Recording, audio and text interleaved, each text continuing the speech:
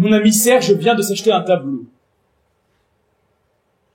C'est une toile blanche de 1,20 m sur 80 cm.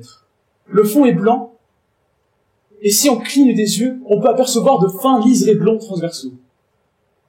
Mon ami Serge est un ami depuis longtemps. C'est un garçon qui a bien réussi. Il est médecin dermatologue et il aime l'art. Lundi, je suis allé voir le tableau que Serge avait acquis samedi, mais qu'il convoitait depuis des mois. Un tableau blanc, avec des liserés blancs.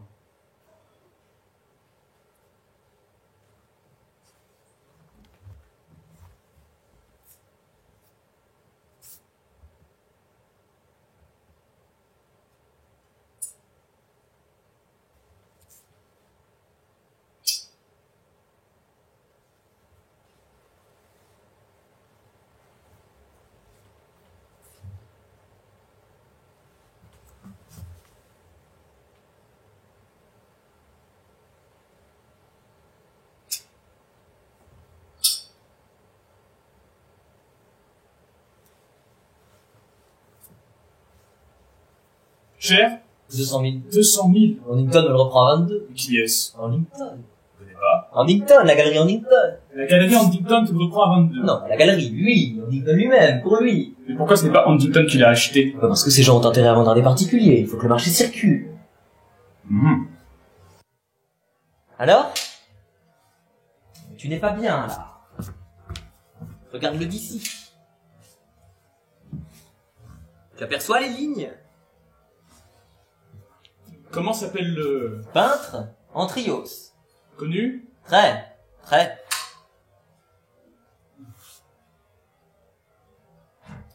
Serge, tu n'as pas acheté ce tableau de 100 000 francs. Mais mon vieux, c'est le prix, c'est en Antrios. Tu n'as pas acheté ce tableau de 100 000 francs. J'étais sûr que tu passerais à côté. Tu as acheté cette merde de 200 000 francs. Mon ami Marc, qui est un garçon intelligent, garçon que j'estime depuis longtemps, fait partie de ces intellectuels nouveaux qui, non contents d'être ennemis de la modernité, en tirent une vanité incompréhensible. Il existe depuis peu, chez l'adepte du bon vieux temps, une arrogance vraiment stupéfiante. Comment peux-tu dire cette merde? Mais Serge, un peu d'humour. Enfin, ris, vieux. C'est prodigieux que tu as acheté ce tableau. Mais que tu trouves cet achat prodigieux, tant mieux. Que ça te fasse rire, bon. Mais je voudrais savoir ce que tu entends par cette merde. Tu te fous de moi? Non, mais pas du tout. Cette merde par rapport à quoi? Quand on dit telle chose est une merde, c'est qu'on a un critère de valeur pour estimer cette chose. Qui tu parles? À qui tu parles en ce moment-là? Ouh! Enfin... Tu ne t'intéresses pas à l'art contemporain, tu ne t'y es jamais intéressé. Tu n'as aucune connaissance en ce domaine. Alors comment peux-tu estimer que telle chose qui obéit à des lois que tu ignores est une merde? C'est une merde, excuse-moi.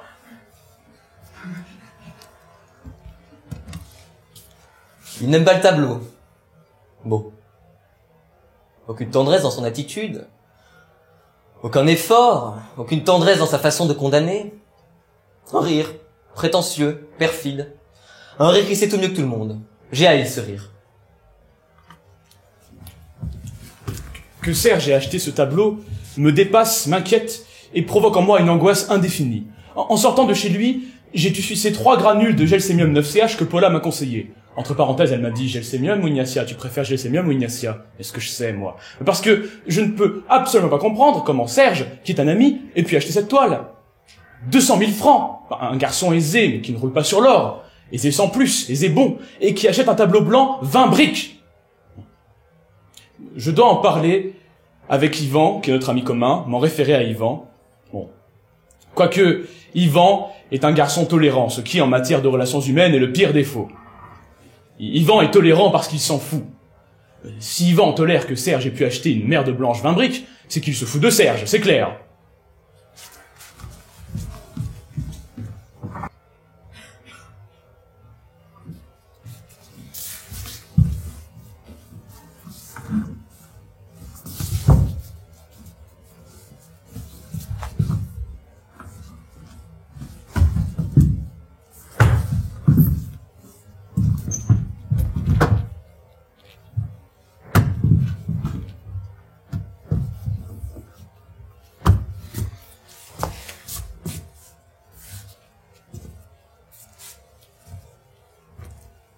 Je m'appelle Yvan. Je suis un peu tendu car après avoir passé ma vie dans le textile, je viens de trouver un emploi de représentant dans une papeterie en gros.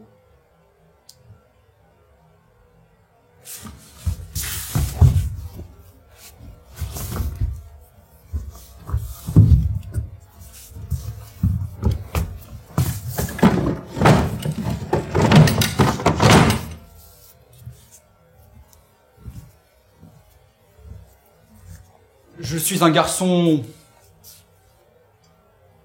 sympathique. Ma vie professionnelle a toujours été un échec et je vais me marier dans 15 jours avec une gentille fille brillante et de bonne famille.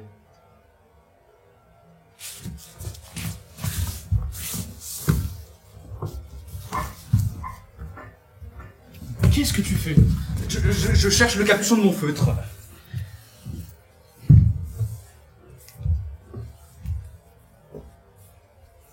Bon, ça suffit. Je l'avais il y a 5 minutes. C'est pas grave. Si.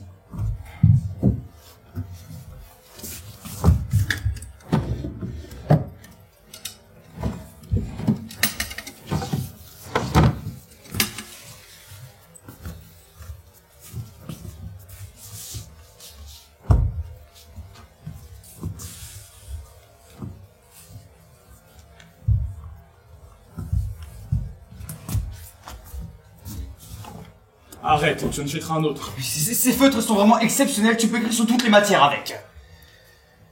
Ah, ça m'énerve là, si tu savais comme les objets m'énervent, moi je serrais ce capuchon il y a 5 minutes. Vous allez vous installer ici? Tu trouves bien pour un jeune couple? Un jeune couple? Et vite sur devant Catherine s'il te plaît. La papeterie? Bien, j'apprends. Tu as maigri. Un peu, tu sais, ça m'emmerde de pas retrouver ce capuchon là, il va sécher maintenant. Assieds-toi. Si tu continues à chercher ce capuchon, je m'en vais. Bon ok, j'arrête. Tu veux voir quelque chose? Un Perrier si tu as. Tu as vu Serge récemment? Pas vu, non. Et toi? Vu hier. Ah. En forme? Très. Il vient de s'acheter un tableau. Ah oui. Beau? Blanc. Blanc? Blanc.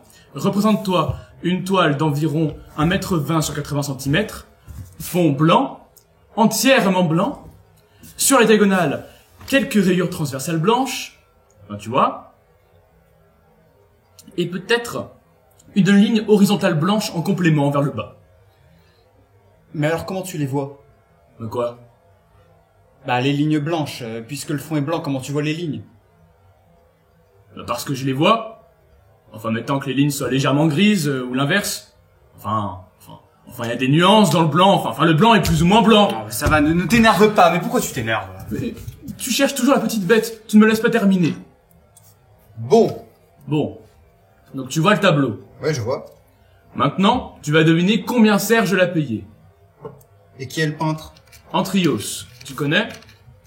Non. Il est coté?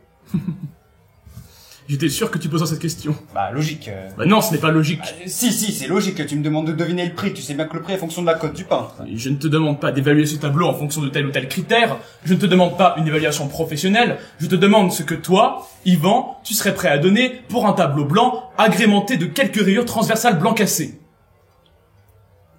0 centime. Bon, bien. Maintenant, Serge. Articule un chiffre au hasard. 15 000. Bon. 50 000. Bon. 100 000. Allez, vas-y. 15. 20. 20 briques. Non. 20 briques. 20 briques. Mais il est dingue. N'est-ce pas?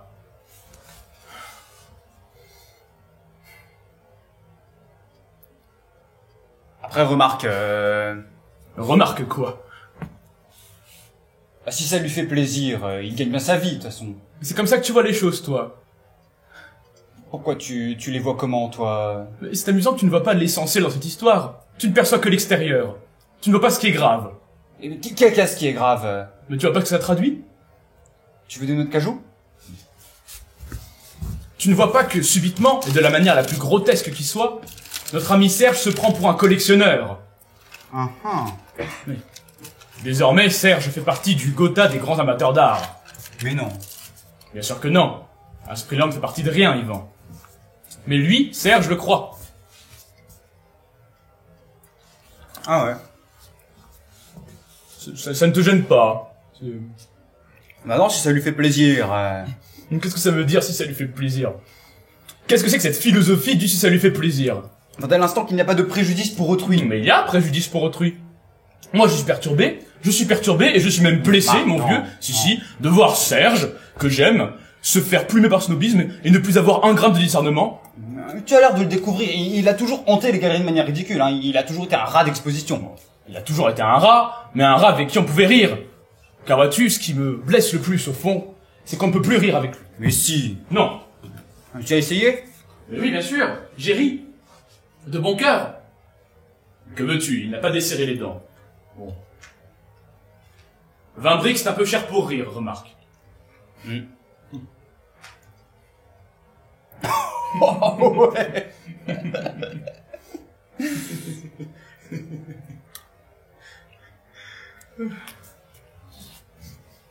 Avec moi, il rira. M'étonnerait. Donne encore des noix.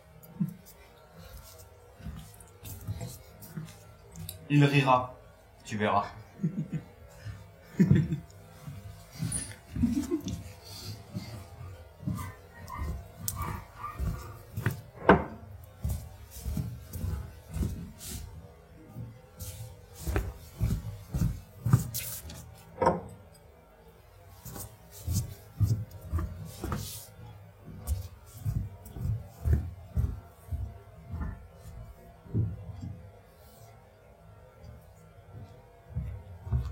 Et avec les beaux-parents, bon rapport? Ah, excellent. Et il se dit, c'est un garçon qui a été d'emploi précaire en emploi précaire. Maintenant, il va tatouer dans le vélin. Serge, j'ai un petit truc sur la main, là. C'est quoi? C'est grave? Non. Ah, tant mieux. Tu me rassures. Bon alors, quoi de neuf? Rien, fatigué, beaucoup de travail. Ça me fait plaisir que tu viennes me voir, tu m'appelles jamais. Oh bah tu sais, j'ose pas te déranger. Hein. Oh moi tu plaisantes, tu laisses ton numéro à la secrétaire et je te rappelle tout de suite. Tu as raison. C'est de plus en plus monacal chez toi. Oui. Tu as vu Marc récemment? Non, pas récemment, non. Tu l'as vu, toi? Oui, il y a 2 ou 3 jours. Et il va bien Oui, sans plus. Ah bon? Non, mais il va bien. Parce que moi, tu sais, je l'ai eu au téléphone il y a une semaine, et puis il avait l'air bien. Hein. Oui, il va bien. Tu avais l'air de dire qu'il n'allait pas très bien. Mais pas du tout, je t'ai dit qu'il allait bien. Tu as dit sans plus. Oui, sans plus, mais il va bien.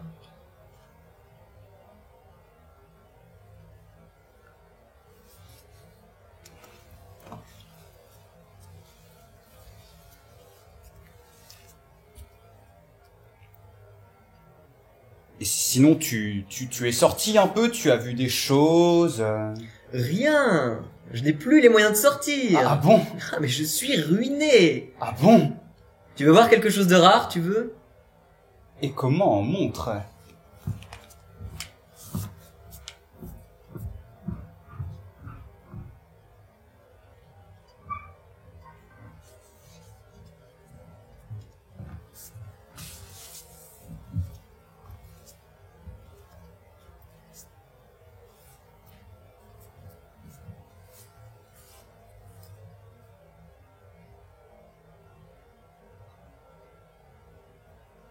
Ah oui.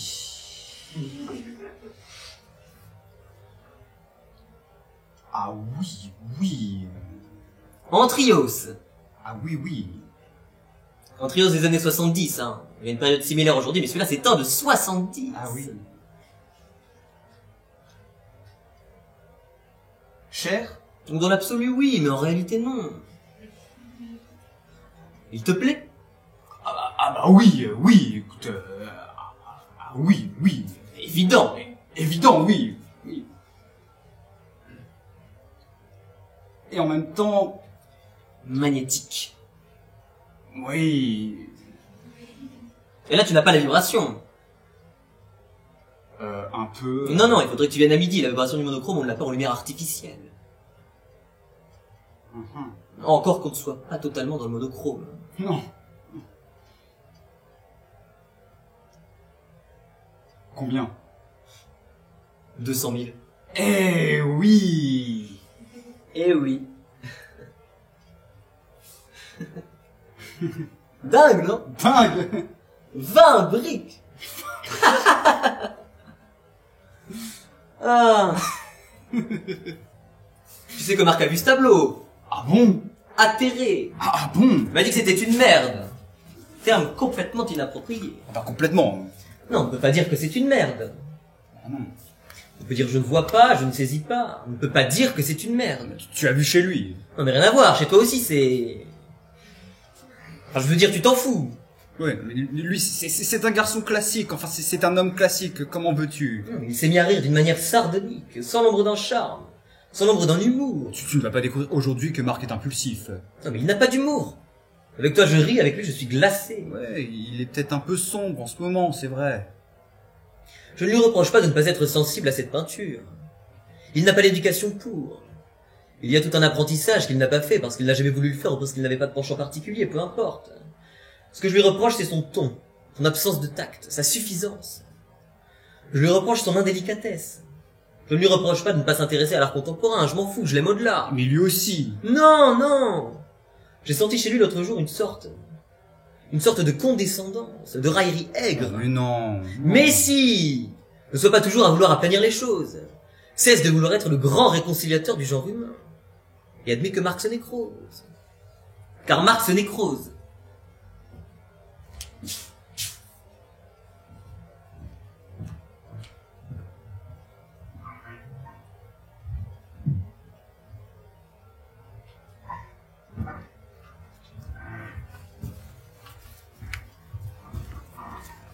On a ri. Tu as ri. On a ri. Tous les deux, on a ri. Ah, je te jure sur la tête de Catherine, on a ri ensemble tous les deux. Tu lui as dit que c'était une merde et vous avez ri. Non, ben non, je ne lui ai pas dit que c'était une merde. On a ri spontanément.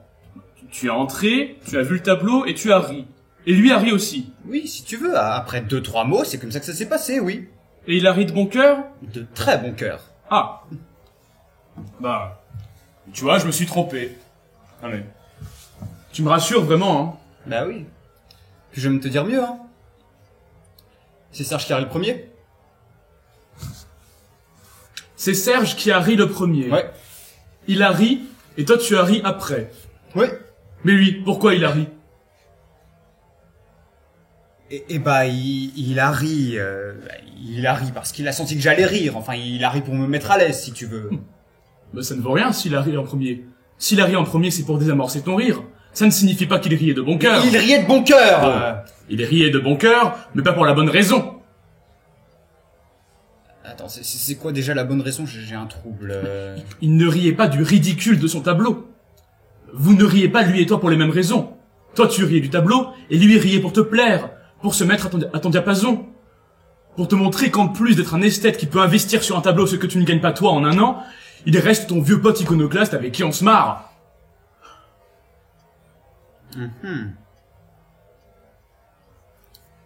Tu sais, Oui. tu vas être étonné, hein. Oui. Je n'ai pas aimé. Ah, voilà. Mais je n'ai pas détesté ce tableau. Ah, bien sûr. On ne peut pas détester l'invisible. On ne déteste pas le rien. Non, mais il y a quelque chose. Et qu'est-ce qu'il y a? Eh bien, il y a quelque chose. Ce n'est pas rien. Mais tu plaisantes. Et pas du tout. Je ne suis pas aussi sévère que toi. C'est une œuvre. Enfin, il y a une pensée derrière ça. Une pensée. Oui, une pensée. Et quelle pensée? Et bah, c'est l'accomplissement d'un cheminement. Et ce n'est pas un tableau peint par hasard. Enfin, c'est une œuvre qui s'inscrit à l'intérieur d'un parcours. Bon, allez, rigole. Vas-y, rigole.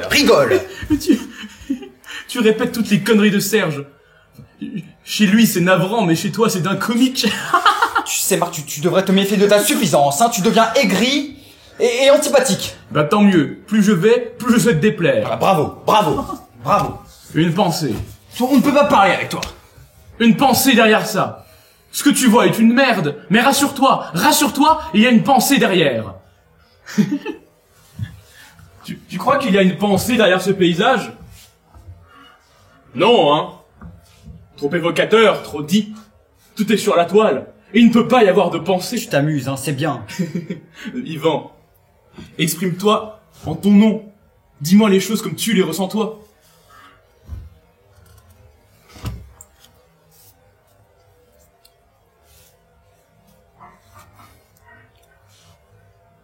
Je ressens une vibration. Tu ressens une vibration. Tu nies que je puisse apprécier mon nom ce tableau? Évidemment. Mais pourquoi? Parce que je te connais. Parce que, outre tes égarements d'indulgence, tu es un garçon sain. On ne peut pas en dire autant te concernant, hein. Yvan, regarde-moi dans les yeux. Je te regarde. Tu es ému par le tableau de Serge? Non, non. Bon. Non. Réponds-moi. Demain, tu épouses Catherine, et on t'offre en cadeau de mariage ce tableau. Tu es content? Tu es content? Mais oui, mais bien sûr que non, je ne suis pas content. Je ne suis pas content, et d'une manière générale, je ne suis pas un garçon qui peut dire je suis content. Je cherche un événement dont je pourrais dire, bah, de ça, je suis content. Es-tu content de te marier, m'a dit un jour bêtement ma mère. Es-tu seulement content de te marier? Sûrement, maman, sûrement. Mais comment ça, sûrement? On est content ou on n'est pas content, alors que signifie sûrement?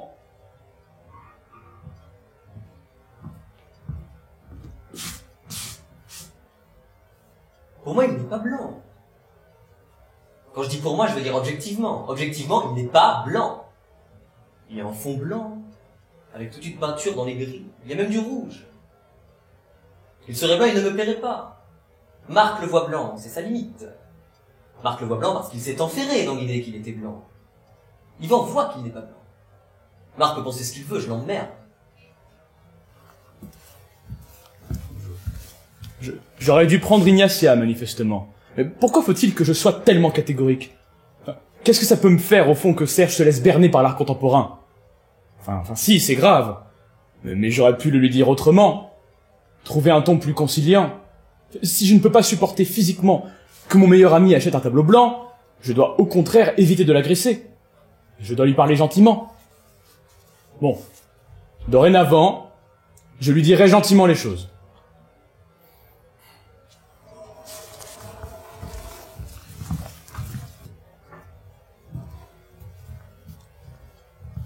Tu as envie de rire? Dis, Yvan a aimé l'Antrios. où est-il? Yvan, L'Antrios. tu veux le revoir? Montre-le. J'étais sûr que tu y viendrais.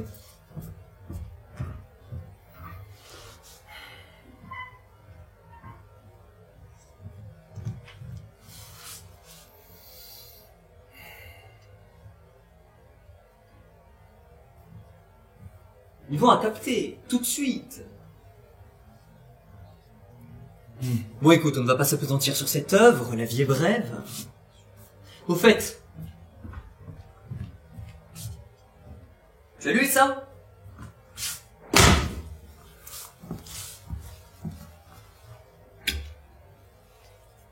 Lis-le, chef-d'œuvre. Modernissime. Tu as lu ça, tu n'as plus besoin de lire autre chose. Entre le cabinet et l'hôpital, Françoise a décrété que je devais voir les enfants tous les week-ends. Nouveauté de Françoise, les enfants ont besoin de leur père. Je n'ai plus le temps de lire, je suis obligé d'aller à l'essentiel. Comme en peinture, finalement, où tu as avantageusement éliminé forme et couleur. C'est de scories. Oui, encore que je puisse apprécier une peinture plus figurative. Comme ton Nico flamand, par exemple, très agréable. Mais qu'est-ce qu'il a de flamand? C'est une vue de Carcassonne. Oui, mais enfin, il a un petit goût flamand. La vue, les arbres. Enfin bon, peu importe, il est très joli. Il ne vaut rien, tu sais. Mais ça, on s'en fout. Dieu seul sait combien vaudra un jour l'Antrios. Donc, tu sais, j'ai réfléchi et j'ai changé de point de vue. L'autre jour, en conduisant dans Paris, j'ai pensé à toi et je me suis dit, mais est-ce qu'il n'y a pas, au fond, une véritable poésie dans l'acte de Serge? Est-ce que s'être livré à cet achat incohérent n'est pas un acte hautement poétique? Comme tu es doux aujourd'hui. Je ne te reconnais pas. Tu as pris un petit ton suave, subalterne, qui ne te va pas du tout d'ailleurs. Ah non, non, mais je t'assure, je fais amende honorable. Mais amende honorable, pourquoi? Je suis trop épidermique, je suis trop nerveux. Je vois les choses au premier degré. Je manque de sagesse, si tu veux. Lysénèque? Tiens, là par exemple, tu vois, tu me dis Lysénèque. Et ça pourrait m'exaspérer. Enfin, je serais capable d'être exaspéré par le fait que toi, dans cette conversation, tu me dises Lysénèque. C'est absurde. Non, non, ce n'est pas absurde. Ah bon? Non, parce que tu crois déceler... Non mais non, non, je n'ai pas dit que j'étais exaspéré. Tu as dit que tu pourrais. Oui, oui, que je pourrais. Que tu pourrais être exaspéré. Et je le comprends. Parce que dans mon lycénèque, tu crois déceler une forme de suffisance de ma part. Tu me dis que tu manques de sagesse et moi je te réponds lycénèque. C'est odieux. Non, n'est-ce pas? Ceci dit, c'est vrai que tu manques de sagesse. Parce que je n'ai pas dit lycénèque, mais lycénèque. C'est juste, c'est juste. En fait, tu manques d'humour, Marc. Tout simplement. C'est possible. Tu manques d'humour. Tu manques d'humour pour de vrai, mon vieux. On est tombé d'accord là-dessus avec Yvan l'autre jour. Qu'est-ce qu'il fout celui-là? Incapable d'être à l'heure, c'est infernal. On a raté la séance. Yvan trouve que je manque d'humour. Yvan dit comme moi que ces derniers temps, tu manques un peu d'humour. La dernière fois que vous vous êtes vus, Yvan t'a dit qu'il aimait beaucoup ton tableau et que je manquais d'humour. Ah oui, oui, ça, le tableau, vraiment beaucoup. Et sincèrement. Qu'est-ce que tu manges? Ignacia, Ah, tu crois à l'homéopathie maintenant? je ne crois à rien. Tu ne trouves pas qu'Yvan a beaucoup maigri? Elle aussi. Ça les ronge, ce mariage. Ouais. Et Paula, ça va? Ça va. Tu vas le mettre où? Je ne sais pas encore. Là. Là. Trop ostentatoire. Tu vas l'encadrer? Ah non, non, non. Pourquoi? Ça ne s'encadre pas. Ah bon? La volonté de l'artiste, ça ne doit pas être arrêté. Il y a un entourage. Viens voir.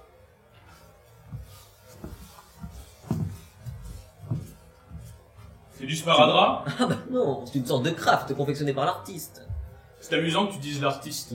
Tu veux que je dise quoi? Je sais pas, tu dis l'artiste, tu pourrais dire le peintre ou je sais pas comment il s'appelle, Antrios. Oui. Tu dis l'artiste comme... Oh bon, bref, ce n'a pas d'importance. Bon, qu'est-ce qu'on voit? Si on veut voir quelque chose d'un peu consistant pour une fois. Il est 8 heures. C'est inimaginable ce que ce garçon, il n'a rien à foutre, tu es d'accord, soit continuellement en retard. Mais qu'est-ce qu'il fout? Bon, allons dîner. Oui, 8h05. On avait rendez-vous entre 7 et 7h30. Bon, tu disais quoi? Je dis l'artiste comme quoi? Oh non, rien, j'allais dire une connerie. Non, non, mais si, vas-y, dis. Bah, tu dis l'artiste comme une entité intouchable. L'artiste, une sorte de divinité. Mais pour moi, c'est une divinité. Tu crois quand même pas que j'aurais claqué cette fortune pour un vulgaire mortel? Ah, oui, bien sûr, oui. Lundi, je suis allé à Beaubourg. Tu sais combien il y a d'Antrios à Beaubourg? 3 Antrios. À Beaubourg. Épatant. Et le mien n'est pas le moins beau. Écoute, je te propose quelque chose. Si dans exactement 3 minutes Yvan n'est pas arrivé, on fout le camp. J'ai découvert un excellent Lyonnais. Pourquoi tu as cran comme ça? Mais je ne suis pas à cran. Mais si, tu vois que tu as cran. Je ne suis pas à cran. Enfin si, je suis à cran, parce que c'est inacceptable ce laxisme. Cette incapacité à la contrainte. En fait, je t'énerve et tu te venges sur le pauvre Yvan. Le pauvre Yvan, tu te fous de moi. Mais tu m'énerves pas, pourquoi tu m'énerverais? Il m'énerve, c'est vrai, il m'énerve. Il a un petit ton suave, un sourire entendu derrière chaque mot. On dirait qu'il s'efforce de rester aimable. Mais ne reste pas aimable, mon petit vieux, surtout.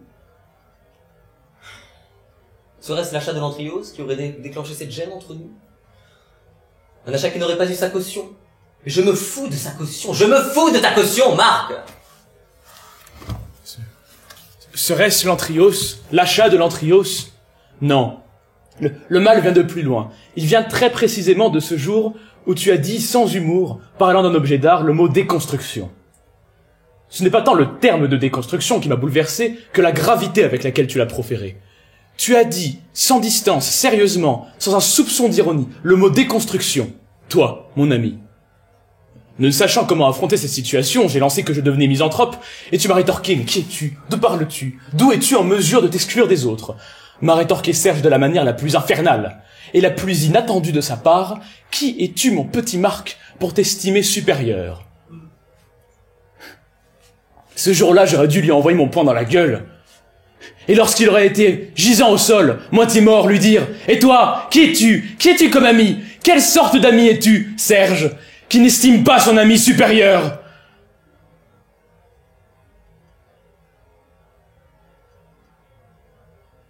Ah oui, un lyonnais, oui, un lyonnais. Ah non, enfin, un peu gras. Non, je trouve pas. Ah, 8h12. Saucisse, tout ça.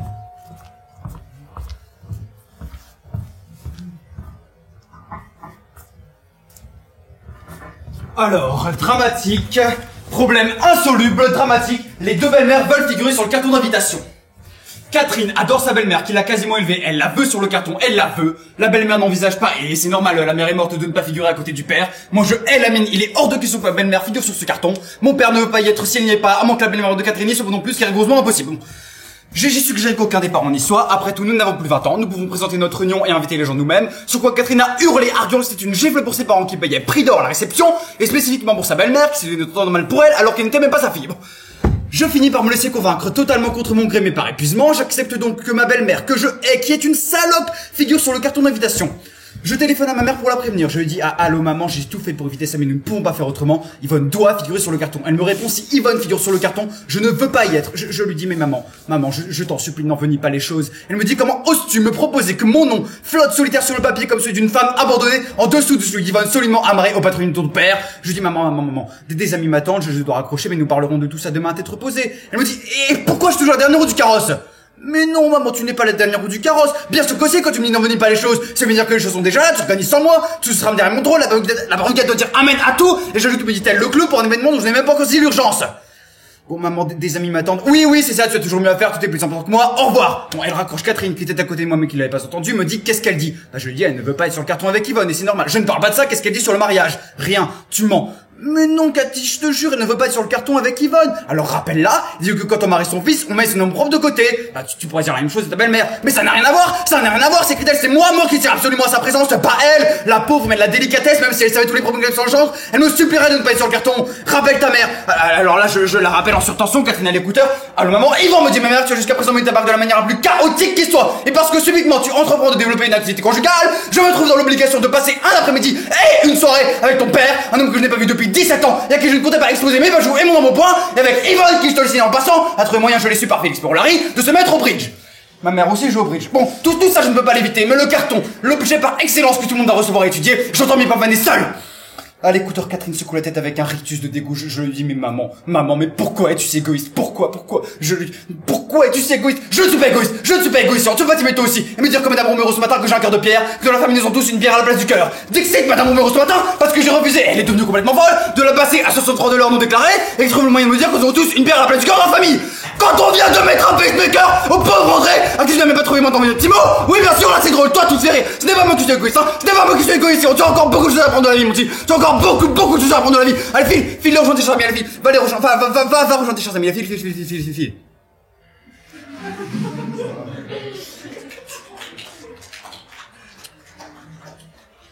Et alors? Et alors rien n'est résolu, j'ai raccroché.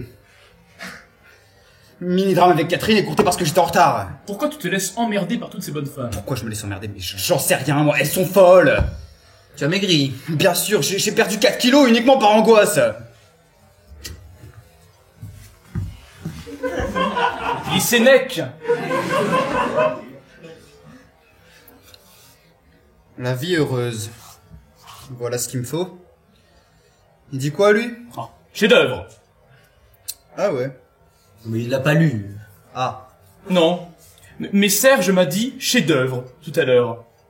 Je dis chef-d'œuvre parce que c'est un chef-d'œuvre. Ah oui. Non mais c'est un chef-d'œuvre. Mais pourquoi tu prends la mouche? Je ne prends pas la mouche, tu as l'air d'insinuer que je dis chef-d'œuvre à tout bout de champ. Oh mais pas du tout. Si, chef-d'œuvre avec une sorte de ton narquois. Mais pas du tout. Ah si, tu as dit chef-d'œuvre avec un ton. Oh, mais il est fou, mais pas du tout. Par contre, tu as ajouté le mot modernissime. Oui, et alors?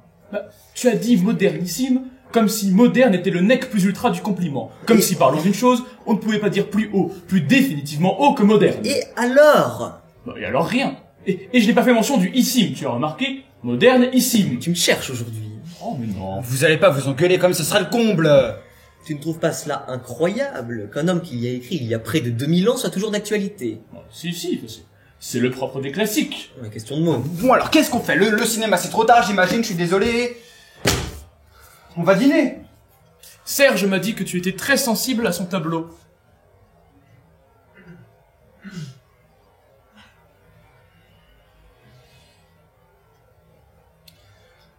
Oui, je suis assez sensible à ce tableau, oui. Pas toi, je sais. Non. Bon, allons dîner. Serge connaît un Lyonnais succulent. Tu trouves ça trop gras? Je trouve ça un peu gras, mais je veux bien essayer. Si tu trouves ça trop gras, on n'y va pas. Non, je veux bien essayer. On va dans ce restaurant si ça vous fait plaisir, sinon on n'y va pas. Tu as envie de manger lyonnais, toi? Moi je m'en fous, je fais ce que vous voulez. Il fait ce qu'on veut, il fait toujours ce qu'on veut, lui. Qu'est-ce que vous avez tous les deux là? Vous êtes vraiment bizarres. Mais il a raison, tu pourrais un jour avoir une opinion à toi. Bon, écoutez, si vous comptez me prendre comme tête de turc, les amis, moi je me tire, hein, j'ai assez enduré aujourd'hui. Un peu d'humour, Yvan. Quoi? Bah, un peu d'humour, vieux. Un peu d'humour, mais qu'est-ce qu'il y a de drôle, un peu d'humour, je vois pas. Bah, je trouve que tu manques un peu d'humour ces derniers temps. Méfie-toi. Regarde-moi. Mais qu'est-ce que tu as? Bah, tu ne trouves pas que je manque aussi un peu d'humour ces derniers temps? Ah bon? Bon, ça suffit, prenons une décision. Pour dire la vérité, je n'ai même pas faim. Vous êtes vraiment sinistre ce soir. Tu veux que je te donne mon opinion sur tes histoires de bonnes femmes? Bah, donne. La plus hystérique de toutes, à mes yeux, est Catherine. Et de loin. C'est évident. Et si tu te laisses emmerder par cette bonne femme dès maintenant, tu te prépares un avenir effroyable. Mais alors, qu'est-ce que je peux faire? Annule. Annuler le mariage? Non, mais il a raison. Mais je ne peux pas, vous êtes cinglés. Bah pourquoi? Mais parce que je ne peux pas, voyons, tout est organisé, là, je suis dans la papeterie depuis un mois. Mais quel rapport? La papeterie est à son oncle qui n'avait certainement pas besoin d'engager qui que ce soit, et encore moins quelqu'un qui n'avait travaillé que dans le tissu. Bon, je t'ai donné mon avis, hein, tu fais ce que tu veux. Excuse-moi Serge, sans vouloir t'offenser, tu n'es pas la personne dont j'écouterai en priorité les conseils matrimoniaux. On ne peut pas dire que ta vie soit une réussite dans ce domaine. Mais justement. Je ne peux pas résilier ce mariage, ok? Mais je sais que Catherine est hystérique. Mais elle a des qualités. Des qualités qui sont prépondérantes quand on épouse un garçon comme moi. Tu vas le mettre où? Je ne sais pas encore. Là. Là. Pourquoi tu ne le mettrais pas là? Non, mais parce que là, il est écrasé par la lumière du jour. Ah oui. Tiens, d'ailleurs, j'ai pensé à toi aujourd'hui, hein, parce qu'au magasin, on a reproduit 500 affiches d'un type qui peint des fleurs blanches, complètement blanches sur un fond blanc. L'Antrios n'est pas blanc. Non, bien sûr, mais non, bien sûr, c'est pour dire. Tu trouves que ce tableau n'est pas blanc, Yvan? Bah, pas tout à fait, non. Ah bon? Et tu vois quoi comme couleur? Mais je vois des couleurs, je vois... du jaune, du gris, et puis des lignes un peu ocre. Et tu es ému par ces couleurs? Ah oui, oui, je suis ému par ces couleurs, oui. Yvan, tu n'as pas de consistance.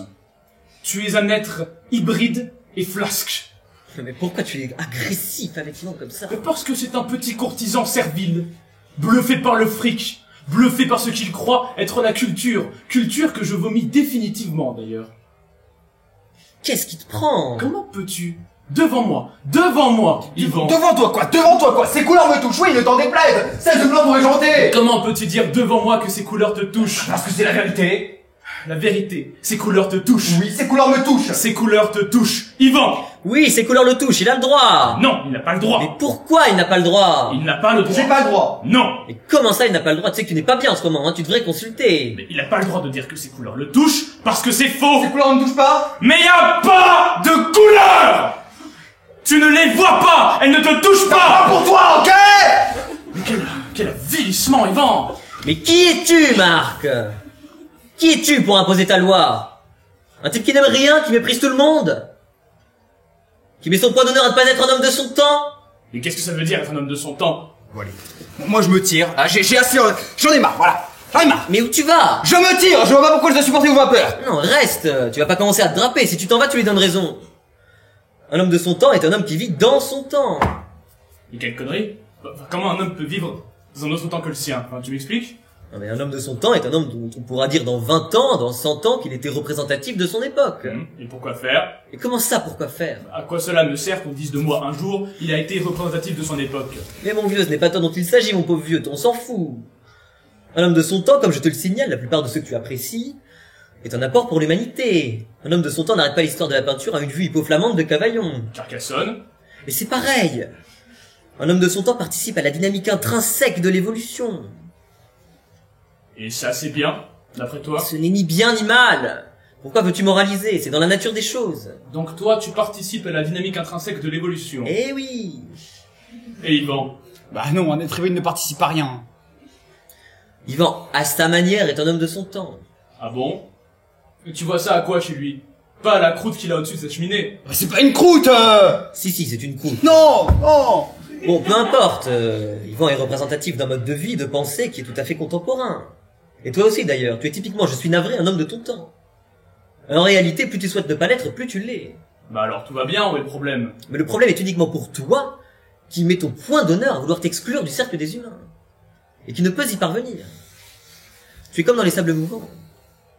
Plus tu souhaites en extraire, plus tu t'enfonces. Présente tes excuses à Yvan.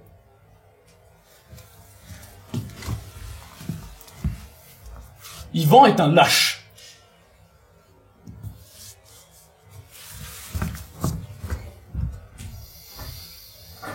Bravo. Bon, on ferait mieux de ne pas se voir du tout ce soir, non? Bon, je ferais mieux de partir aussi.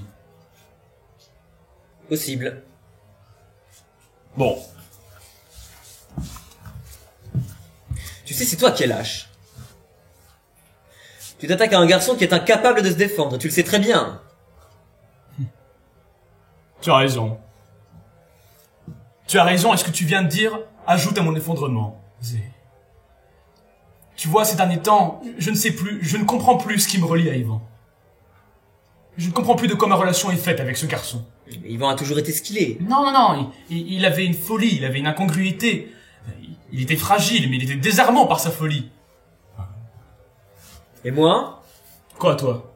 Tu sais ce qui te relie à moi? Une question qui pourrait nous emmener bien loin. Allons-y.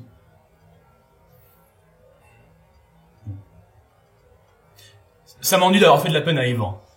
Ah! Enfin une parole légèrement humaine dans ta bouche. D'autant que la croûte qu'il a au-dessus de sa cheminée, je crains que ce soit son père qui l'ait peinte. Ah bon? Ah merde. Eh oui. Mais toi aussi tu lui as... Oui, je sais, mais je m'en suis souvenu en le disant. Ah merde. Ah merde.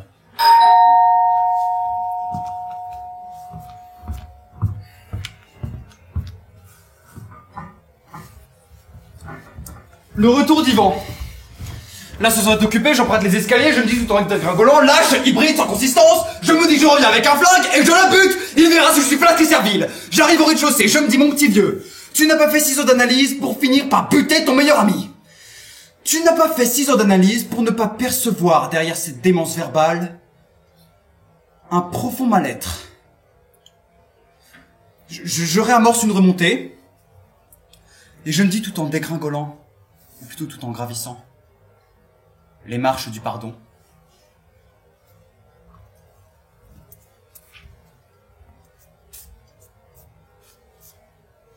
Marc appelle au secours. Je dois le secourir. Dussé-je en pâtir moi-même?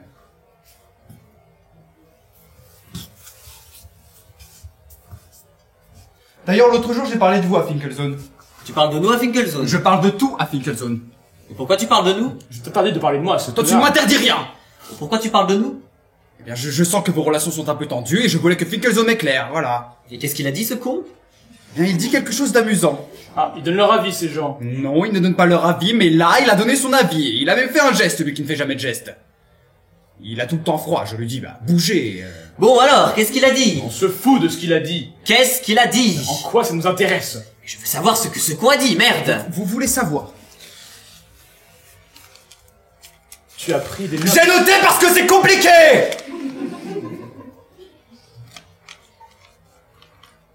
Je vous lis? Lis. Si je suis moi parce que je suis moi, et si tu es toi parce que tu es toi, alors je suis moi et tu es toi. En revanche, si je suis moi parce que tu es toi, et si tu es toi parce que je suis moi, alors je ne suis pas moi et tu n'es pas toi. Vous comprendrez que j'ai dû l'écrire. Tu le payes combien? 400 francs la séance 2 fois par semaine. Joli. Et en liquide. Parce que j'ai appris un truc, tu peux pas payer par chèque. Freud a dit, il faut que tu sentes les billets qui foutent le camp. Tu as de la chance d'être coaché par ce type. Ah oui, et tu nous feras un plaisir de recopier cette formule. Oh oui, elle nous sera sûrement utile. Vous avez tort. Vous avez tort, c'est très profond.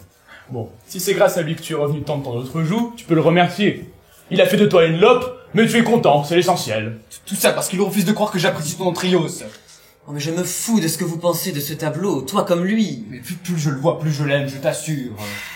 Bon, je propose qu'on arrête de parler de ce tableau, une bonne fois pour toutes, ok? C'est une conversation qui ne m'intéresse pas. Pourquoi tu te blesses comme ça? Mais je ne me blesse pas, vous avez exprimé vos opinions, bien, le sujet est clos. Si tu vois que tu te blesses. Je ne me blesse pas, je suis fatigué. Mais si tu te blesses, ça signifie que tu es suspendu au jugement d'autrui. Je suis fatigué, Marc. À vrai dire, je suis au bord de l'ennui avec vous en ce moment. Allons dîner. Mais allez-y tous les deux, pourquoi vous n'y allez pas tous les deux? Mais non, mais pour une fois qu'on est tous les trois. Bon bah ça ne nous réussit pas apparemment. Je ne comprends pas ce qui se passe. Calmons-nous, on n'a aucune raison de s'engueuler en commande pour un tableau, quoi. C'est au courant que tu jettes de l'huile sur le feu là avec tes calmons et tes manières de curer, c'est nouveau ça. Vous n'arrivez pas à m'entamer. Tu m'impressionnes. Je vais aller chez ce Finkelzone. Ah non, tu ne peux pas, il est complet. Qu'est-ce que tu manges? Gelsemium. Je suis rentré dans la suite logique des choses. Mariage, enfant, mort, papeterie. Qu'est-ce qui peut m'arriver?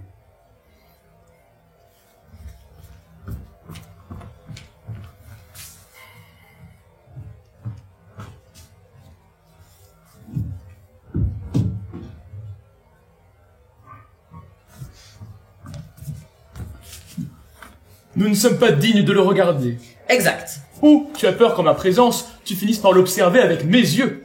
Mais non, tu sais ce que dit Paul Valéry, je vais mettre de l'eau à ton moulin. Je me fous de ce que dit Paul Valéry. Oh, tu n'aimes pas non plus Paul Valéry. Ne me cite pas Paul Valéry. Mais tu aimais Paul Valéry. Je me fous de ce que dit Paul Valéry. C'est toi qui me l'as fait découvrir, c'est toi-même qui m'as fait découvrir Paul Valéry. Ne me cite pas Paul Valéry, je me fous de ce que dit Paul Valéry. Mais de quoi tu ne te fous pas? Mais que tu as acheté ce tableau.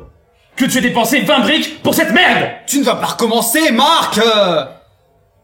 Eh bien je vais te dire moi ce dont je ne me fous pas, puisqu'on en est aux confidences. Je ne me fous pas du fait que tu aies suggéré par ton rire et tes insinuations que je trouvais cette œuvre grotesque. Tu as installé une complicité odieuse entre nous. Tu as nié que je puisse avec sincérité y être attaché. Et pour reprendre tes mots, Marc, c'est ça qui me relie moins à toi ces derniers temps, ce permanent soupçon que tu manifestes.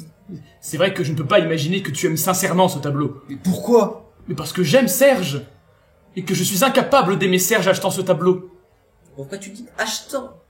Pourquoi ne dis-tu pas aimant? Mais parce que je ne peux pas dire aimant. Je ne peux pas croire aimant. Mais alors achetant pourquoi si je n'aime pas? C'est toute la question. Tu as vu comme il me répond avec suffisance. Je joue au con et lui me répond avec la tranquille bouffissure du sous-entendu. Et tu n'as pas imaginé, au cas où même improbable, je puisse aimer vraiment, que je me blesse d'entendre ton avis, tranchant, catégorique, complice dans le dégoût? Non. Tu sais, quand tu m'as demandé ce que je pensais de Paula, une femme qui m'a soutenu à moi pendant tout un dîner qu'on pouvait guérir la maladie des lèvres dans l'os à l'homéopathie, je ne t'ai pas dit que je la trouvais laide, rugueuse, sans charme. J'aurais pu.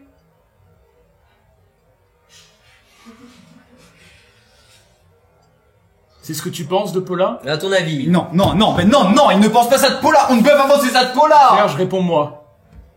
Est-ce que tu penses que tu viens de dire sur Paula? Tu vois l'effet que ça fait. Serge, est-ce que tu penses ce que tu viens de dire sur Paula? Au-delà, même. Mais non, non! Au-delà, Serge! Au-delà du rugueux. Veux-tu m'expliquer l'au-delà du rugueux? Ne prends pas ce ton de givre. Ne serait-ce, je vais te répondre, ne serait-ce que sa manière de chasser la fumée de cigarette. Sa manière de chasser la fumée de cigarette? Oui. Sa manière de chasser la fumée de cigarette. Un geste qui te paraît à toi insignifiant. Un geste anodin, penses-tu? Pas du tout. Sa manière de chasser la fumée de cigarette est exactement au cœur de sa rugosité. Tu me parles de Paula, une femme qui partage ma vie, en ces termes insoutenables, parce que tu désapprouves sa manière de chasser la fumée de cigarette? Oui. Sa manière de chasser la fumée de cigarette la condamne sans phrase. Serge, explique-moi, avant que je ne perde tout contrôle de moi-même. C'est très grave ce que tu es en train de faire. N'importe quelle femme dirait « Excusez-moi, la fumée me gêne un peu, pourriez-vous déplacer votre cendrier ?» Non, elle ne s'abaisse pas à parler. Elle dessine son mépris dans l'air. D'un geste, d'une attitude un peu méchante. Un geste qu'elle veut imperceptible et qui signifie fumer, fumer, c'est désespérant même comment le relever. Et qui fait que tu te demandes si c'est toi ou la cigarette qui l'indispose. Tu exagères. Tu vois, il dit que j'exagère. Il ne dit pas que j'ai tort, il dit que j'exagère. Sa manière de chasser la fumée de cigarette révèle une nature froide, condescendante, fermée au monde. Ce que tu tends toi-même à devenir. C'est dommage, Marc, c'est vraiment dommage que tu sois tombé sur une femme aussi négative. Paula n'est pas négative. Retire tout ce que tu viens de dire, Serge. Non. Mais si. Retire ce que tu viens de dire. Oui, retire, c'est ridicule. Serge, pour la dernière fois, je te somme de retirer ce que tu viens de dire. Un couple aberrant à mes yeux. Un couple de fossiles. Non. T'en mêle pas! Aïe! Oh merde! Bon, fais voir! Fais voir! Toi, tu n'as rien! Attends! Tiens! Mets ça dessus pendant une minute. Vous êtes complètement normaux tous les deux! Non mais, vous êtes deux garçons normaux qui viennent complètement cingler! Ne t'énerve pas! Mais j'ai vraiment mal, ça se trouve, vous m'avez crevé le tympan, là! Mais non! Mais casse ton set, toi, t'es pas au Torino! Des amis comme vous, des types qui ont fait des études! Allez, calme-toi. Tu ne peux pas démolir quelqu'un parce que tu n'aimes pas sa façon de chasser la fumée de cigarette! Mais si! Mais enfin, ça n'a aucun sens! Qu'est-ce que tu sais du sens de quoi que ce soit? Vas-y, agresse-moi encore, là, j'ai peut-être une hémorragie interne! J'ai vu une souris passer! C'est un rat! Un rat? Oui, il passe de temps en temps. Tu as un rat? Garde la compresse, laisse la compresse. Mais qu'est-ce que vous avez, là? Qu'est-ce qui s'est passé entre vous?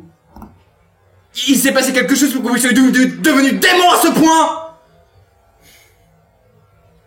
J'ai acheté une œuvre qui ne convient pas à Marc. Tu continues, mais vous êtes dans une spirale tous les deux, on ne peut plus vous arrêter! On dirait moi avec Yvonne, la relation la plus pathologique qui soit! Qui est-ce? Ma belle-mère! Ha! Ça faisait longtemps que tu nous en avais pas parlé. Pourquoi tu m'as pas dit tout de suite ce que tu pensais de Paula? Mais je ne voulais pas te peiner. Non. Quoi? Non. Ah non. Quand je t'ai demandé ce que tu pensais de Paula, tu m'as répondu, vous vous êtes trouvés. Oui. Et c'était positif dans ta bouche. Sans doute. Bah si. À cette époque, si. Bon, qu'est-ce que tu veux prouver? Aujourd'hui, le procès que tu fais à Paula, en réalité le mien, penche du mauvais côté. Comprends pas. Bah si, tu comprends. Non. Depuis que je ne peux plus te suivre dans ta furieuse quoique récente appétence de nouveauté, je suis devenu condescendant, fermé au monde, fossilisé. Ça me vrille. Ah! J'ai une vrille qui m'a traversé le cerveau, là. Ah! Tu veux une goutte de cognac? Tu crois? Si j'ai un truc détraqué dans le cerveau, tu crois pas que l'alcool est contre-indiqué? Tu veux une aspirine? Je sais pas si l'aspirine... Bon alors, qu'est-ce que tu veux? Ne vous occupez pas de moi, continuez votre conversation absurde, ne vous intéressez pas à moi. Mais c'est difficile, hein. Vous pourrez avoir une oncette de compassion, non! Je supporte que tu fréquentes Paula, je ne t'en veux pas d'être avec Paula. Tu n'as aucune raison d'en vouloir. Ah, parce que toi tu as des raisons de m'en vouloir, tu vois? J'allais dire d'être avec l'Antrios. Oui. Ah ben, quelque chose m'échappe. Je ne t'ai pas remplacé par Paula. Parce que moi je t'ai remplacé par l'Antrios. Oui. Je t'ai remplacé par l'Antrios. Oui. Par l'Antrios et compagnie. Tu comprends ce qu'il dit? Je m'en fous, vous êtes cinglés! De mon temps, tu n'aurais jamais acheté cette toile. Mais qu'est-ce que ça veut dire de ton temps? Du temps où tu me distinguais des autres. Où tu mesurais les choses à mon aune. Ah, et il y a eu un temps de cette nature entre nous. Comme c'est petit. Et cruel de ta part. Ah non, je t'assure, je suis éberlué. Si Ivan n'était pas l'être spongieux qu'il est devenu, il me soutiendrait. Continue, je t'ai dit, ça glisse! Il fut un temps où tu me distinguais des autres, où tu étais fier de m'avoir comme ami. Tu te félicitais de mon étrangeté, de ma proportion à rester hors du coup. Tu aimais exposer ma sauvagerie en société, toi qui vivais si normalement. J'étais ton alibi. Mais tu vois, il faut croire qu'à la longue, cette sorte d'affection se tarit. Sur le tard, tu prends ton autonomie. Moi, j'apprécie le sur le tard. Et je hais cette autonomie. La violence de cette autonomie. Tu m'abandonnes. Je suis trahi. Tu es un traître pour moi. Si je comprends bien, il était mon mentor. Et si moi je t'aimais en qualité de mentor, toi, de quelle nature était ton sentiment? Tu le devines. Ah oui, mais j'aimerais te l'entendre dire. J'aimais ton regard. J'étais flatté. Je t'ai toujours su gré de me considérer comme à part. J'ai même cru que cet à part était de l'ordre du supérieur. Jusqu'à ce qu'un jour tu me dises le contraire. C'est consternant. C'est la vérité. Quel échec. Ah oui, quel échec. Quel échec. Enfin surtout pour moi. Toi, tu t'es trouvé une nouvelle famille. Ta nature idolâtre a trouvé d'autres objets. L'artiste, la déconstruction. C'est quoi la déconstruction? Ah, tu ne sais pas ce qu'est la déconstruction? Me demande à Serge, il domine très bien cette notion. Pour me rendre lisible une œuvre absurde, tu as épuisé ta terminologie dans le registre des travaux publics. Tu vois, tu souris, mais quand tu souris comme ça, je reprends espoir, mais quel con. Mais réconciliez-vous. Passons une bonne soirée. Tout ça est risible. C'est de ma faute.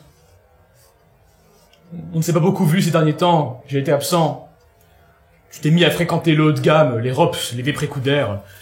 Ce dentiste Guy Allier, c'est lui qui t'a... Ah non, ce n'est pas du tout son univers. Lui ne s'intéresse qu'à l'art conceptuel. Non, enfin, c'est pareil. Non, ce n'est pas pareil. Tu vois, encore une preuve que je t'ai laissé dériver. On ne se comprend même plus dans la conversation courante. Mais j'ignorais totalement, vraiment, c'est une découverte, que j'étais à ce point sous ta houlette, à ce point en ta possession. Pas en ma possession, non. On ne devrait jamais laisser ses amis sans surveillance. Il faut toujours surveiller ses amis, sinon ils vous échappent. Regarde ce malheureux Ivan. Un garçon qui nous enchantait par son comportement débridé et qu'on a laissé devenir peureux, papetier, bientôt mari. Un enfant qui nous a porté sa singularité et qui maintenant s'escrime à la gommer. Tu entends ce que tu dis? Qui nous a porté. Toujours en fonction de toi. Apprends à aimer les autres pour eux-mêmes, Marc. Qu'est-ce que ça veut dire pour eux-mêmes? Pour ce qu'ils sont. Mais qu'est-ce qu'ils sont? Hein? Qu'est-ce qu'ils sont en dehors de l'espoir que je place en eux? Je cherche désespérément un ami qui me préexiste. Jusqu'ici, je n'ai pas eu de chance, j'ai dû vous façonner.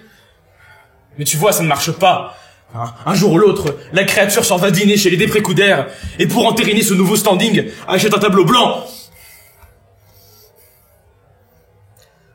Donc, nous voici au terme d'une relation de 15 ans. Oui. Minable. Tu vois, si on était arrivé à se parler normalement, enfin, si j'étais parvenu à m'exprimer en gardant mon calme... Oui. Oh non. Si, vas-y, dis, qu'on échange ne serait-ce qu'un mot des passionnés. Je ne crois pas aux valeurs qui régissent l'art d'aujourd'hui. La loi du nouveau, la loi de la surprise. La surprise est une chose morte. Morte à peine conçue, Serge. Bon. Et alors? C'est tout. J'ai aussi été pour toi de l'ordre de la surprise. Qu'est-ce que tu racontes?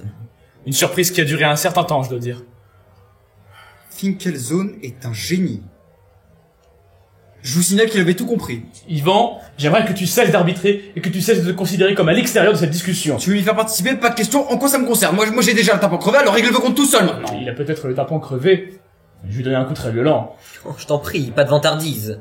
Tu vois, Yvan, ce que je ne supporte plus chez toi en ce moment, outre tout ce que je t'ai déjà dit et que je pense, c'est ton désir de nous niveler. Égo, tu nous voudrais. Pour mettre ta lâcheté en sourdine. Égaux dans la discussion, égaux dans l'amitié d'autrefois. Mais nous ne sommes pas égaux, Yvan. Tu dois choisir ton camp. Il est tout choisi. Oh, parfait. Je n'ai pas besoin d'un supporter. Tu vas pas rejeter le pauvre garçon. Pourquoi on se voit alors qu'on se hait? Oui, parce que on se hait, enfin c'est clair. Enfin moi je ne vous hais pas, mais vous haïssez, vous me haïssez, alors pourquoi on se voit? Moi je m'apprêtais à passer une soirée de détente après une semaine de soucis absurdes. Retrouver mes deux meilleurs amis, aller au cinéma, et puis rire, dédramatiser. Tu es au courant que tu ne parles que de toi. Mais et vous parlez de qui, vous? Tout le monde parle de soi ici. Tu me fous la soirée en l'air? Je vous fous la soirée en l'air? Oui. Je vous fous la soirée en l'air. Moi je vous fous la soirée en l'air. Oui, t'excites pas. Ah, mais c'est moi qui fous la soirée en l'air. Bon, tu vas le répéter combien de fois? Répondez-moi, c'est moi qui fous la soirée en l'air. Tu arrives avec 3 quarts d'heure de retard. Tu ne t'excuses pas, tu nous saoules de des pépins domestiques. Et ta présence veule. Ta présence de spectateur veule et neutre nous entraîne Marc et moi dans les pires excès. Toi aussi tu t'y mets. Mais oui, mais parce que sur ce point je suis entièrement d'accord avec Marc, que tu crées les conditions du conflit. Cette mièvre et subalterne voix de la raison que tu essaies de faire entendre depuis ton arrivée est intenable. Mais vous savez que je peux pleurer, hein. Je peux me mettre à pleurer, là. D'ailleurs, j'en suis pas loin. Pleure. Eh ben pleure. Pleure, vous me dites pleure. Tu as toutes les raisons de pleurer. Tu vas épouser une gorgone, tu perds des amis que tu pensais éternels. Parce que ça y est, tout est fini. Bah, tu l'as dit toi-même, à quoi bon se voir si on se hait? Mais et mon mariage, vous êtes témoin, vous vous souvenez? Tu peux encore changer. Mais bien sûr que non, je vous ai inscrit. Tu peux en choisir d'autres à la dernière minute. Non, on n'a pas le droit. Mais si. Mais non. Ne t'affole pas, on viendra. Tu devrais annuler ce mariage. Ça, c'est vrai. Mais merde! Et qu'est-ce que je vous ai fait, merde? C'est ignoble ce que vous faites, là! Vous auriez pu vous engueuler après le 12, non! Non, vous arrangez pour gâcher mon mariage, un mariage qui est déjà une calamité, qui me fait perdre 4 kilos, vous le ruinez définitivement! Les deux seules personnes dont la présence me procurait un embryon de satisfaction s'arrangent pour s'entretuer, mais je suis vraiment le carton verni! Tu crois que j'aime les pochettes perforées? Les rouleaux adhésifs? Tu crois qu'un homme normal a envie un jour de vendre des chemises d'eau à soufflet? Que veux-tu que je fasse? Moi j'ai fait le coup jusqu'à 40 ans! Alors oui, je vous amusais beaucoup. J'amusais beaucoup mes amis avec mes conneries, mais le soir, qui est seul comme un rat? Qui rentre tout seul dans cette tanière le soir? Le bouffon seul à crever, qui aime tout ce qui parle et qui trouve sur le répondeur qui? Sa mère et encore sa mère! Ne te mets pas dans un appareil. Ça m'arrive, qui m'a mis dans cet état? Je n'ai pas eu France mandat, moi qui je suis? Un type qui n'a pas de poids, qui n'a pas d'opinion? Un ludion, j'ai toujours été un ludion! Calme-toi. Ne me dis pas calme-toi, hein. Si je m'en vous dis-moi calme-toi, c'est la pire chose qu'on peut dire à quelqu'un qui met son calme!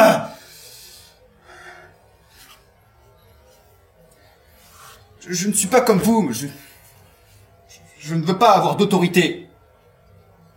Je ne veux pas être une référence, je ne veux pas exister par moi-même.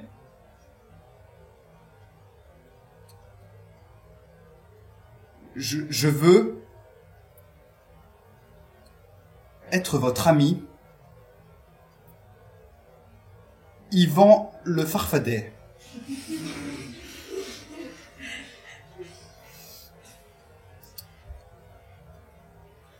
Yvan Le farfadet.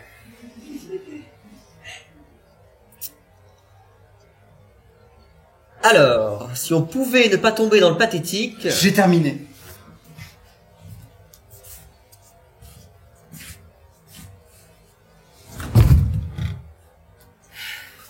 Tu n'as pas quelque chose à grignoter, n'importe quoi, juste pour pas tomber évanoui. J'ai des olives.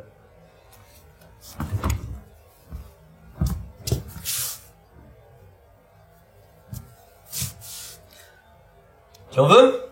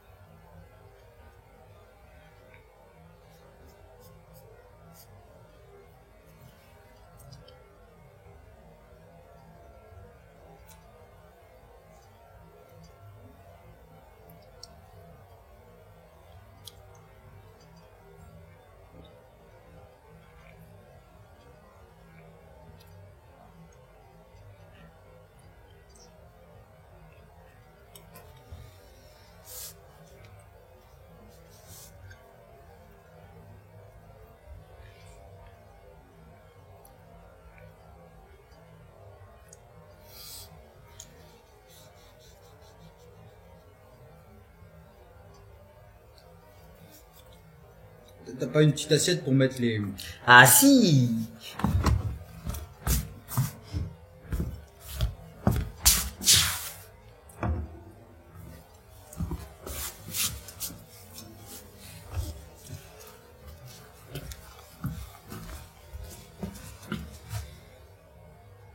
En venir à de telles extrémités...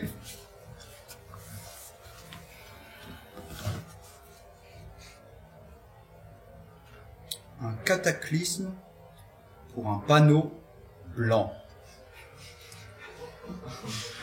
Il n'est pas blanc! Une merde blanche. Car c'est une merde blanche, reconnais-le, mon vieux. Enfin, c'est insensé ce que t'as acheté.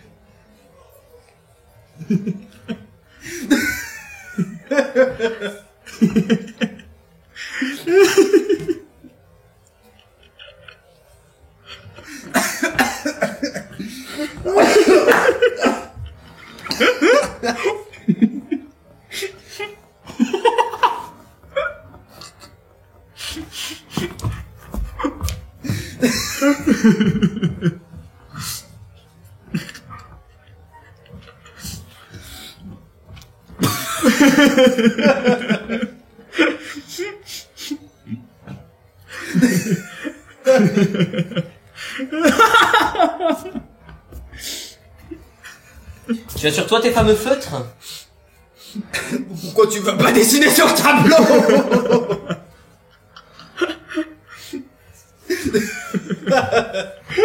Tu as ou pas? Attends.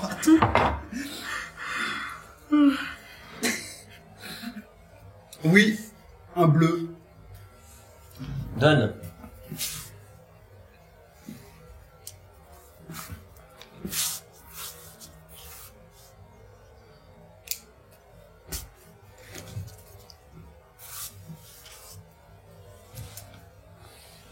Vas-y.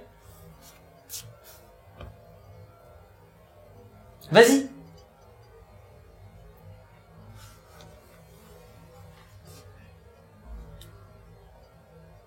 Tu vas pas le faire. Allez.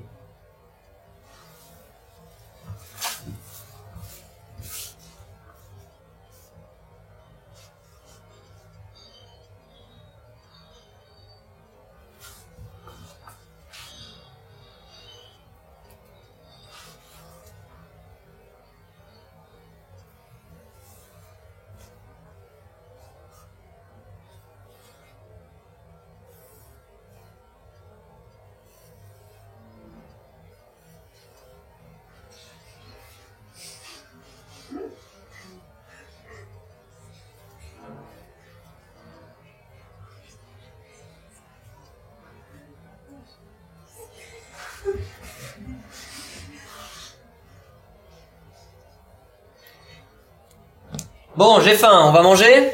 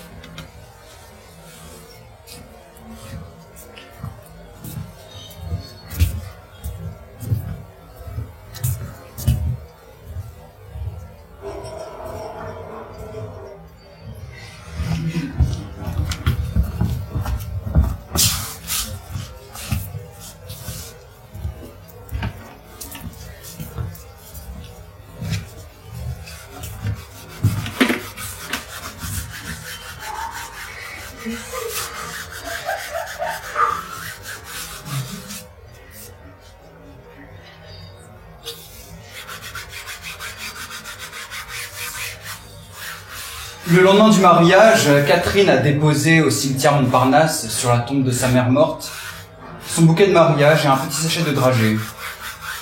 Alors je me suis éclipsé pour pleurer derrière une chapelle. Et le soir, en repensant à cet acte bouleversant, j'ai encore sangloté dans mon lit en silence. Je dois absolument parler à Finkelzone de ma propension à pleurer. Je pleure tout le temps, ce qui n'est pas normal pour un garçon de mon âge. Cela a commencé, ou du moins s'est manifesté clairement, le soir du tableau blanc chez Serge. Après que Serge avait montré à Marc par un acte de pure démence qu'il tenait davantage à lui qu'à son tableau, nous sommes allés dîner chez Émile. Chez Émile, Serge et Marc ont pris la décision d'essayer de reconstruire une relation qui avait été anéantie par les événements et les mots. Alors à un moment donné, l'un d'entre nous a employé l'expression « période d'essai ». Et là, j'ai fondu en larmes. L'expression « période d'essai » appliquée à notre amitié a provoqué en moi un séisme incontrôlé et absurde. En réalité, je ne supporte plus aucun discours rationnel. Tout ce qui a fait le monde, tout ce qui a été beau et grand dans ce monde, n'est jamais né d'un discours rationnel.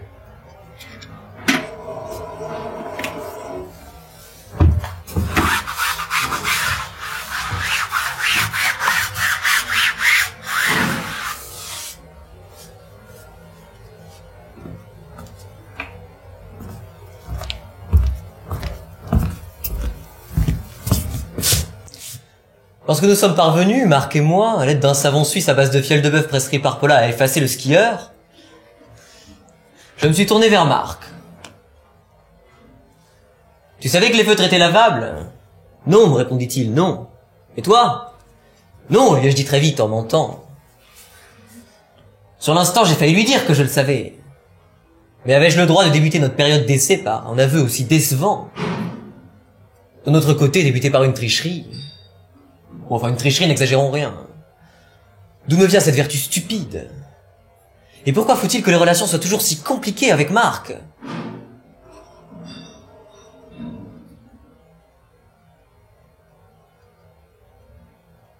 Sous les nuages blancs, la neige tombe. On ne voit ni les nuages blancs, ni la neige, ni la froideur et l'éclat blanc du sol. Un homme, seul, à ski, glisse. La neige tombe. Tombe jusqu'à ce que l'homme disparaisse et retrouve son opacité.